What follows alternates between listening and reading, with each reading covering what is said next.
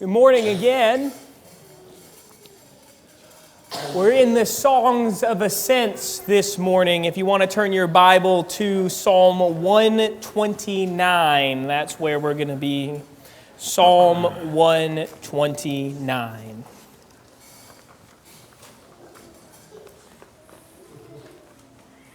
The world cares a lot right now about the idea of justice. Justice is kind of a little bit of a hot topic, trying to figure out how to define what justice is, justice versus social justice, and where those things overlap and where those things are different. The world is talking a lot about justice. And that provides us an opportunity. Because let me tell you, there is a temptation there because the world is talking about justice and oppressors, and maybe they're not doing it in the exact same way that we would, that maybe our temptation is to shy away from talking about these topics. But let me tell you, I think that's a mistake. I think about Paul in Acts 17. And while Paul passed all of these, he's going through Athens, right? And there's idols everywhere, lining the street, right? And so when he goes to talk to the men of Athens, he could have very easily just chosen not to address all of the idols around him. He could have chosen very easily to just give them a tongue lashing, just dive right into them for them misunderstanding God and having all of these idols everywhere. But instead, what Paul chooses to do is meet them where they're at. He says, "Men of Athens, I can see you're clearly very religious. Let me tell you about the gods you don't know." And I think we have an opportunity as Christians right now to look into the world and say, hey, we can tell you care a lot about justice right now. Let's talk about what God says justice is. And so Psalm 129 is a psalm about God's justice. And so we're going to talk through it today, but also I want you to be thinking about as we're reading, don't forget all of these Psalms from 120 to 134, those Songs of Ascent, they're about prepping us for worship. Again, think about all of the people of Israel coming towards the Jerusalem temple together. And as they're all gathering from all of Israel towards the presence of God, these are the songs they're singing.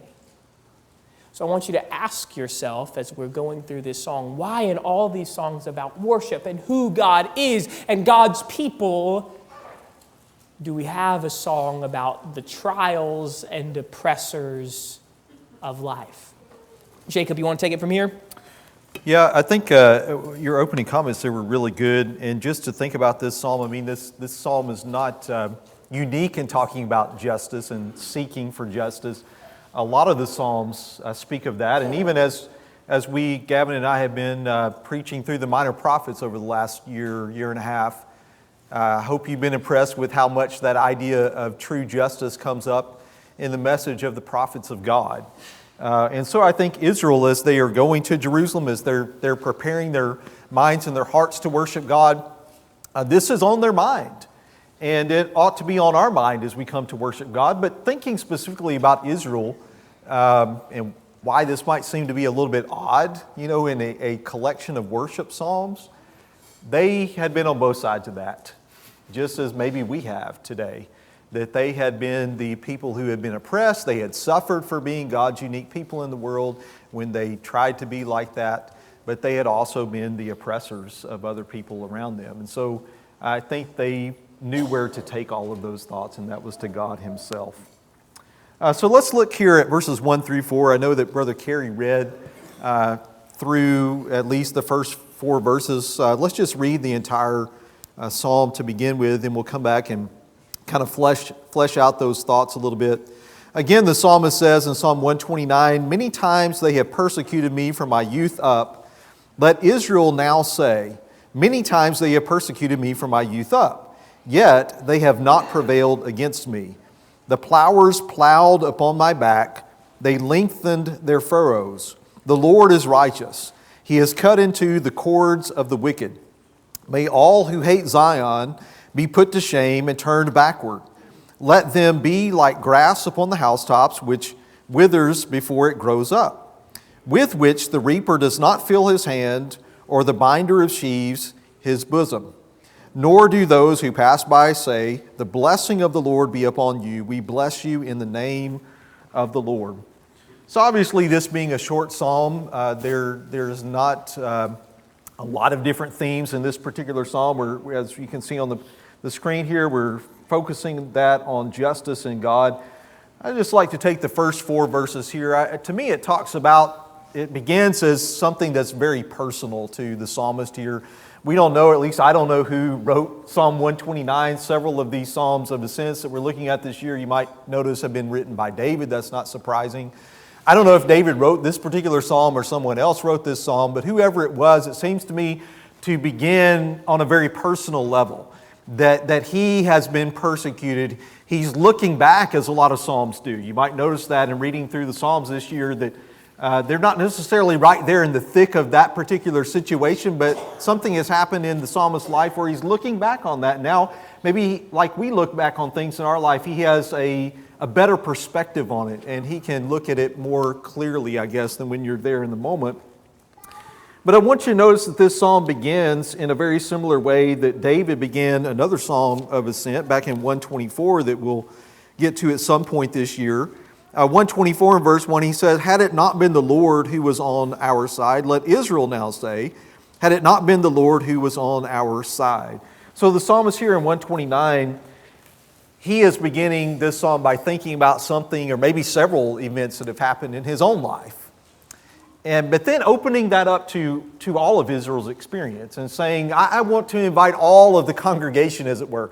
It's kind of like today when I read some of the Psalms, maybe like us having a song leader in our worship assemblies that begins the song for us, begins that thought, hopefully starts us on the right note, and all those kinds of things, directs us in our song worship to God. And here's the psalmist beginning with a personal thought, but then wanting all of Israel to join in with this particular thought, because it's not just he who has been persecuted from his youth up, it's really Israel that has been persecuted in many ways. You can think about that throughout Israel's history. They had often, as the psalmist says here in verse 2, many times they have persecuted me. Just often throughout their history, they suffered at the hands of various enemies. Sometimes it was a result of their own choice, because they chose not to trust in God. They chose not to believe in God.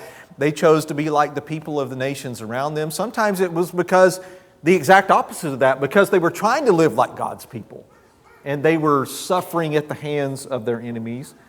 But whatever the case might be, their enemies often, as he says here in verse 3, they often brutally, painfully plowed. The psalmist uses that terminology, that picture in our mind. They plowed upon Israel's back, and they went back and forth, just cutting longer and deeper.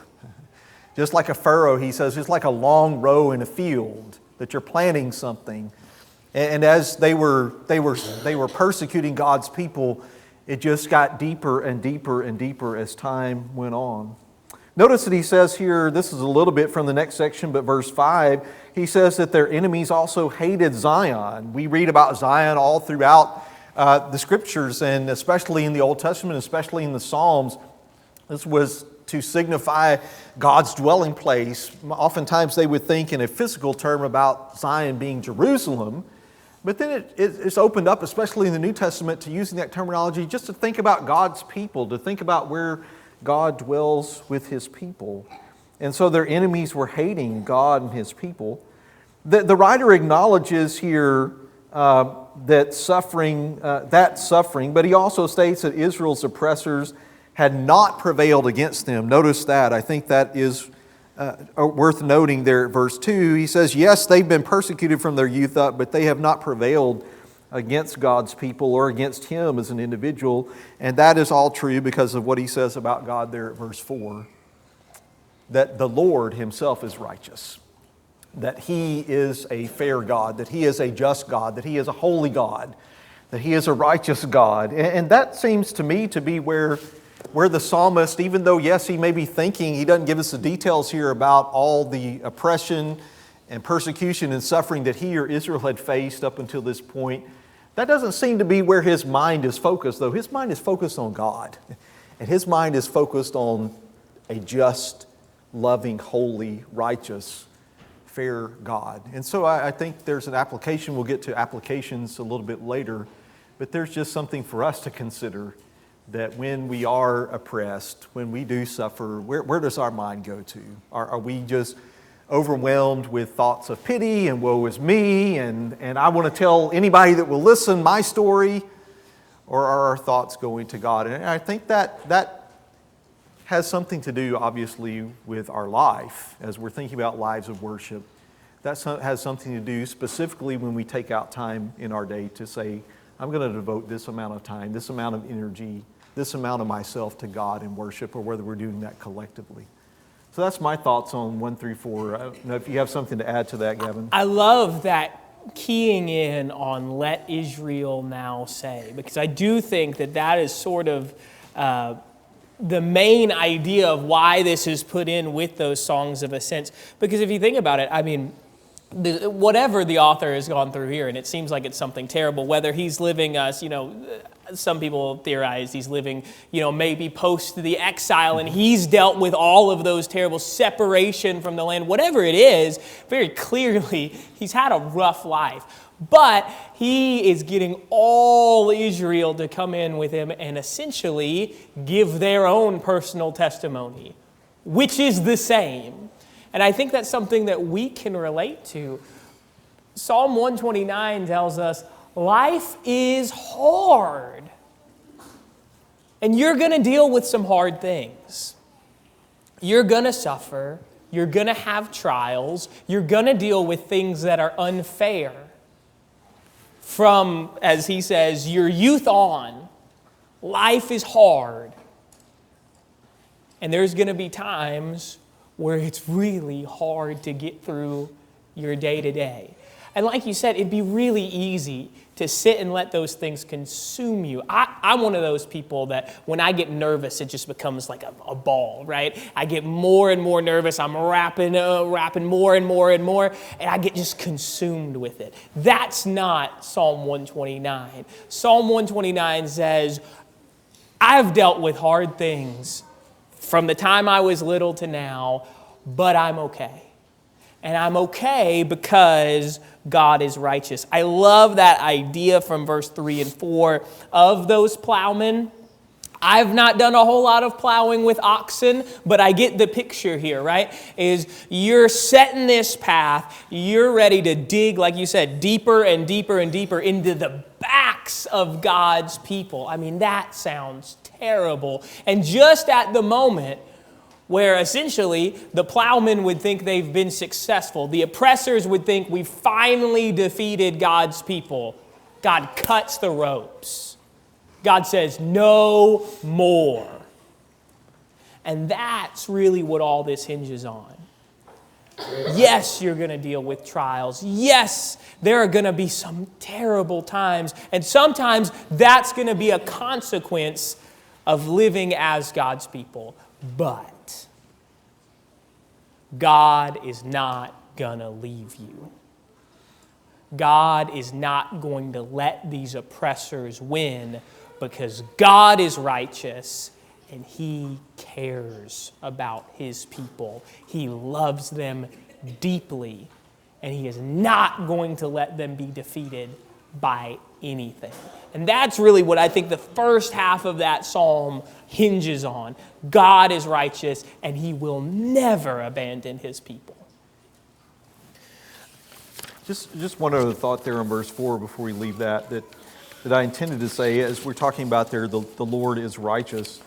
I think the psalmist, and speaking for all of Israel, was trying to get them to see that it is Jehovah's righteousness. Mm-hmm.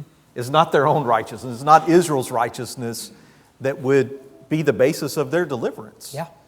They certainly had to be righteous people. They had to be holy people as God is holy. How often is that refrain found in the Old Testament? Be holy for I am holy. But the basis of their deliverance, their hope for deliverance, was not in their own righteousness. It was in their righteous God. And it's also Jehovah being a righteous God. He's the one that has the right to judge and to punish his enemies. So I think maybe that's why the psalmist is saying what he does there in verse 4, that the Lord is righteous, and then he shows righteousness. He can execute righteousness and justice on those who are wicked. He can cut into the cords of the wicked. That we shouldn't look to ourselves to do that. Israel shouldn't look to themselves. They should leave that in God's hands. Yeah.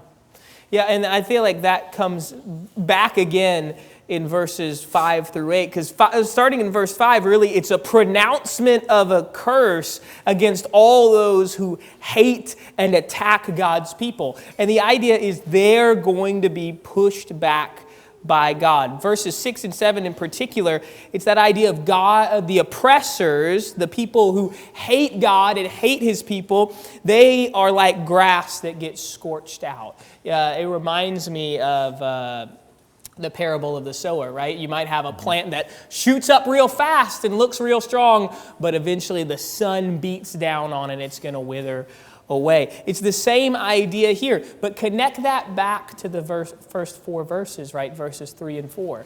Those who were the plowmen, the one in charge of the crop, the one who seemed for all intents and purposes to be the one who are sowing all of this discord and oppression and violence. God reaps them as a withered plant. It is a complete reversal of fortunes. Again, hinging on God being just and righteous.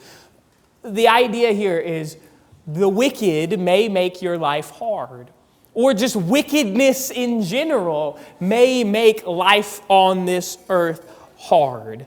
But in the end, God's people are going to be blessed. Those who trust him are going to reap a blessing. And those who are the violent oppressors, those who are the prideful, they will be humbled. The idea, those who stick with God are going to be okay because God cares. That's really what I see in those verses. I think so. And again, going back to verse 4, to me, this verse just seems like the highlight of the whole psalm. Mm-hmm. And like, verses 1 through 3 is leading up to this, and verses 5 through 8 is really continuing this. But because God is who he is, because he is a righteous God, then he's going to take action. Yeah. It may not be the action that we would take. It may not be in the time, we want justice instantly. We want it yesterday. If we have suffered some kind of injustice, we don't want to wait till tomorrow or next week or next month or next year, or even when our earthly life here is over, into eternity. We want justice right now, but sometimes that doesn't fit into God's plan. That's not his way of doing things. Sometimes it is, sometimes it isn't. And we have to be people of faith. We have to trust in God and trust that he's really going to take care of that in his time and in his way, that he truly is a righteous, holy, just God. And God knows much better the action that needs to be taken against the wicked than we do. Mm-hmm. He knows exactly what kind of blessing we need in our life, when we need that, and he knows what kind of punishment, what kind of discipline we need, and when we need that. So we need to leave all those matters up to God, which for many of us is extremely hard to do, because we want to feel like we're the ones that are in control of what's going on in our life. Yeah. I mean, the idea here again is because God is righteous, he's not going to let evil run unchecked. That there's going to be a time, sometimes it's in this earth, and sometimes it's going to be in the last judgment. There's going to be a time where evil and wickedness is going to be answered for. And and at that time, God's people, they're blessed, they're vindicated. I mean, because the idea of verse 8 there, right? The wicked who are passing by, they're not going to get this blessing. That blessing, it's very similar to the priestly blessing of number 6. The Lord being with you and keeping you. That idea there, those who reject God, those who hate Him, those who hate His people, they're not eligible for that blessing. But by implication, those who are those who are singing this song. Those who are those who are choosing to trust in God through the trials. Those who trust His righteousness above anything in the world, they will be blessed in the name of the Lord. I think that brings us back to this question. Why is this song in the Songs of Ascent to begin with? Again, picture that idea. You're a Jew, you're coming to the temple, you're coming to worship with all the nation of Israel together as you're slowly working your way to the Temple Mount. And all of these songs that we're going to look at, they're about the worshiping God, they're about finding worship in our lives. And it almost seems like Psalm 129 is out of place. I mean, there's very little in the way of worship talked about here. There's very little in the way of drawing into the presence of God talked about here. What is it doing here? And I think that it comes back to that idea from verse 1, let Israel say. Whoever wrote this psalm, they knew that no matter who you were, no matter if you were born rich or poor, no matter what part of Israel you were from, you would relate to this psalm.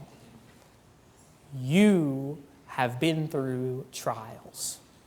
Some of us have been through trials I can't even fathom. And the idea of Psalm 29 is let's collectively, as God's people, work through these things together.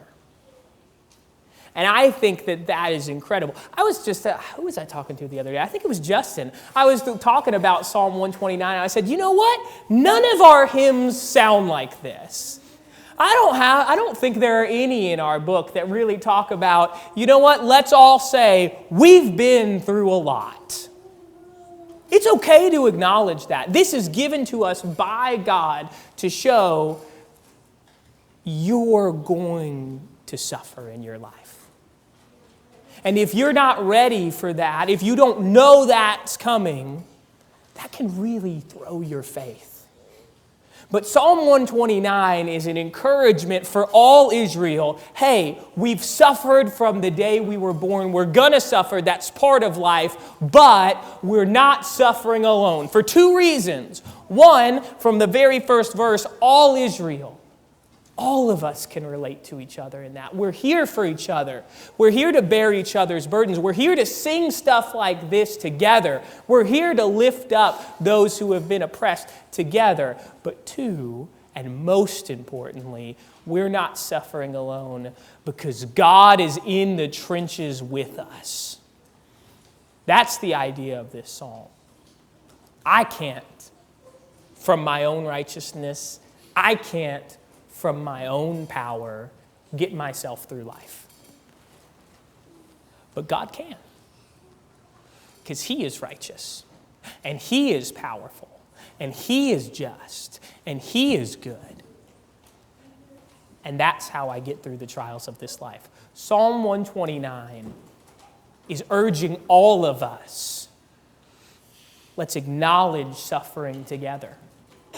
But more than that, let's acknowledge who's going to get us through. Because God cares. And He's in your corner as long as you trust Him. That's, to me, I think, why it's in this collection here. Do you have anything? Yeah, just on way of application, as Gavin was already talking about, I mean, there's a lot of applications, I guess, I see in this short little psalm. But one I just keep coming back to again is what we've kind of described as the theme of the whole psalm. That when we suffer injustice, when we see injustice in our world, and that's not something that's unique to us. I mean, you can think about Solomon, if he's the writer of Ecclesiastes, I think he is, looking into his world and seeing injustice. I mean, that's been going on for a long time. But as we live in this kind of environment, we've got to remember that God is the only source of true justice. Sometimes we look to ourselves, that we're going to make everything right, or we look to our world, or we look to our government, or we look to the experts, or whoever it is, that they're going to make everything right. But in times of injustice, we need to remember that God is the only being who is completely just. So that means several things for us. We've kind of hit on these, but just to come back to them again. Number one, we need to be people who are putting all of our trust in Him. An earlier psalm, Psalm 56 and verse 11, I think it was David writing that psalm. He said, "In God I have put my trust. I will not be afraid. What can man do to me?" That quotation is found in the book of Hebrews in the New Testament. When we are suffering in our life for being a Christian or just suffering injustice in our life, we need to be people who are putting all of our trust and confidence in God. Number two, we need to be people who are looking only to God for justice. I think about the example of Jesus Christ Himself.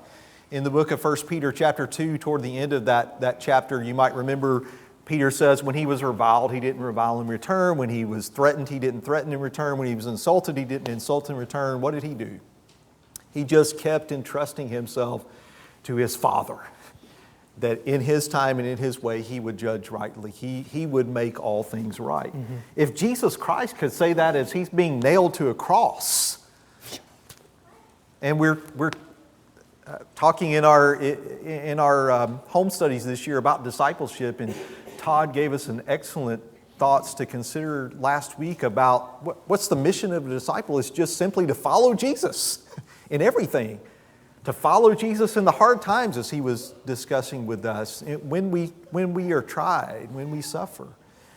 And so if Jesus could do that, certainly we need to be of that same mindset. Noticing or recognizing that God's the only source of true justice means that we have to patiently wait on Him, again, to judge the wicked in His time and in His way. I think about the parable found in the Gospel of Luke chapter 18, there with the unrighteous judge, as we describe it sometimes, and the widow that had a case, and she just kept bringing it before him. He didn't want to deal with it. He didn't care about justice between man or God. But because of her persistence, he finally at least took her case. But the point of that was that we can't wear God out, and we don't need to be looking for really to take our injustices to unjust people. We need to be taking our injustices to God. Jesus said there in that passage, Luke 18 and verse 7, "Now will not God bring about justice for His elect, who cry to Him day and night, and will He delay long over them?" So when we are unfairly, we're unjustly treated, let us be people who are not reacting as the world does. Let us not be people who are lashing out in anger or in hatred or in bitterness. Some of those resentment, those kinds of things. Let us not be people who are seeking our own revenge as the world would do. Let us be people who are acceptably and wholeheartedly seeking justice in God so that we can worship God in a way that pleases Him. Think about what Jesus says in the Sermon on the Mount. Between injustice, maybe, or some wrong that's been done between us as brethren, as brothers and sisters in Christ. And He says there in the middle part of Matthew chapter 5, how important is restoration? How important is unity? How important is mending the fences between us when there's maybe been injustice done? He said it's even more important than worship. That you need to get that right. You need to make things right, whether you're the one that's been oppressed or the one that has oppressed someone, whether you're the one that's been sinned against or you're the one that has sinned against a brother or sister. You go take care of that matter first. Because it's only when you can take care of that matter, and like Paul says in Romans chapter 12, as far as it depends on you, live peaceably with all men. There's the other side, the other person in that relationship, I realize. But it's only when that has been taken care of that you can come with a pure, focused heart to offer your worship to God. And so I think this very much does deal with our worship. As Gavin said, it may seem out of place, it may seem kind of strange as to why it's put here in this collection of worship songs, but I think it very much does. Just think about yourself. How many times do you come into this building on a Sunday or a Wednesday or at other times that we have to worship God collectively? Maybe your mind's on, well, that brother hasn't apologized to me. That sister hasn't straightened up her life. That person, my neighbor next door to me, hasn't said I'm sorry, or whatever. Those things are on our mind, and it interferes with our worship to God. So we need to take the psalmist's counsel and wisdom here and focus on God and realize He is the true source of justice. Yeah, I was thinking about that in regards to, we get done with a weekend like the youth workshop, and I don't know about you guys, but even though I am exhausted as exhausted could be, I'm on a spiritual high right now. I mean, seeing those kids, just all the speakers, it was awesome. It was an awesome thing to be a part of. It was great. But Psalm 129 knows that not all days are going to end on a spiritual high. Psalm 129 knows that even when these people, they're all collecting towards Jerusalem together. I mean, could you imagine? I mean, that's like the Friday night singing we have, but like turned up to 11. All the nation of Israel coming together to sing praises to God. That's about as much of a spiritual high as it gets. But it's not always going to be days like that. There's going to be days where it's a lot harder to keep that momentum in your faith going. And when we have those days, whether it's because the trials we're facing in life or just because some doubts that are in our life, Psalm 129 wants us to remember that God is righteous and God cares. I was thinking about Psalm 68 as I was preparing for this. Psalm 68 is a really, really, really long psalm. 35 verses, most of which are about the power and majesty and glory of God, and it's awesome. But verses 4 through 6 are really interesting to me.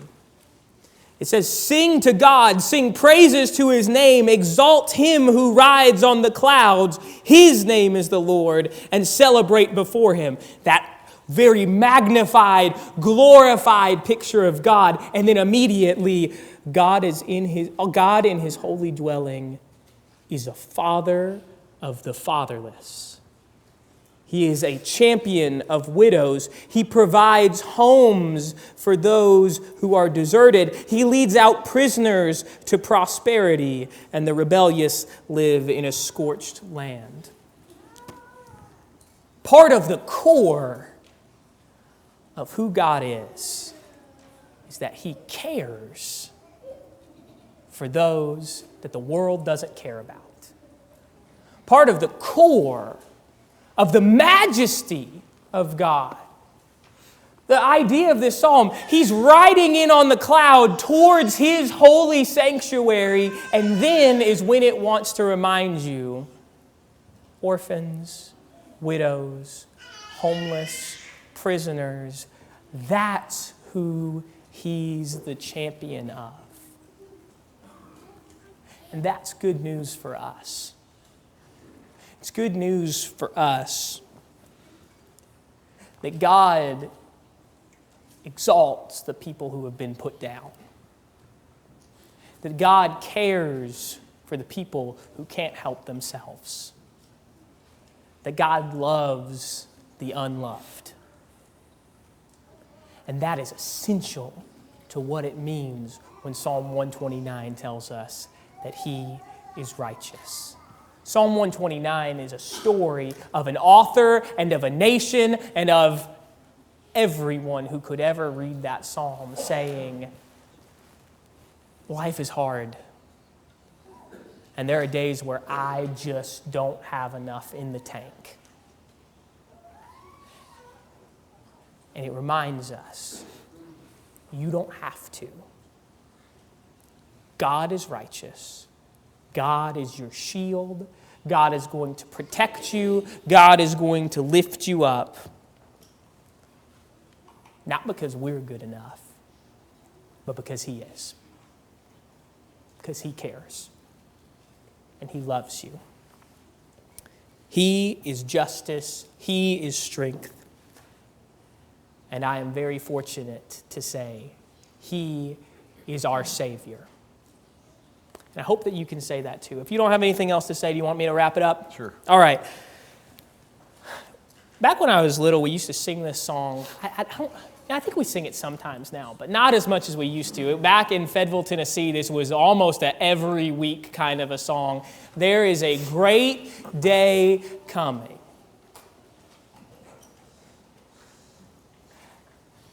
And the song asks, why is it a great day coming?